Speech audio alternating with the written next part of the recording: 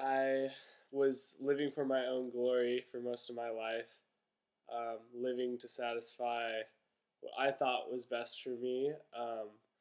In high school, I guess my life kind of climaxed in during my senior year, um, where I just had good grades. Like I knew I was going to UCLA.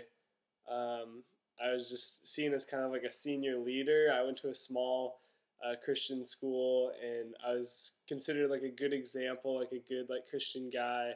Um, and I was captain of the football team, and pretty much like just saw that like if I lived a life of morals, then I would be that's what it meant to be a Christian.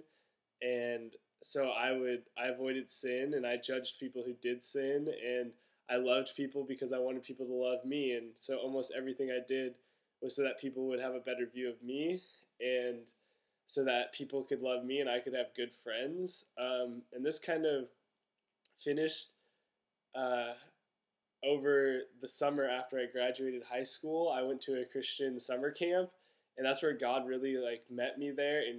And I was at camp listening to a girl's testimony, and it was like God had made that testimony for me, and it was like God was speaking directly to me through this girl's testimony, because everything that she said was exactly how I was living and exactly like things that God was convicting me of.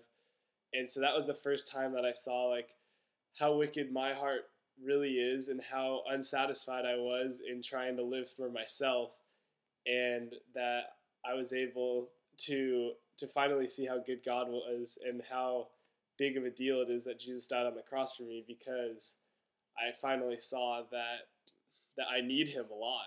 Um, because I may not be having sex or doing drugs, but my heart is just as evil as everyone else's. Um, and so in that, I finally like truly saw how much I needed Christ.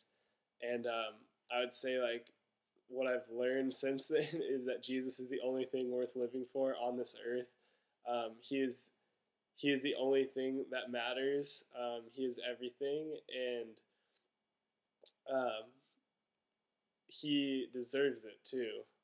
Um, since then, just like growing closer to him, wanting to follow him more deeply, and um, to really know what he wants for me in my life.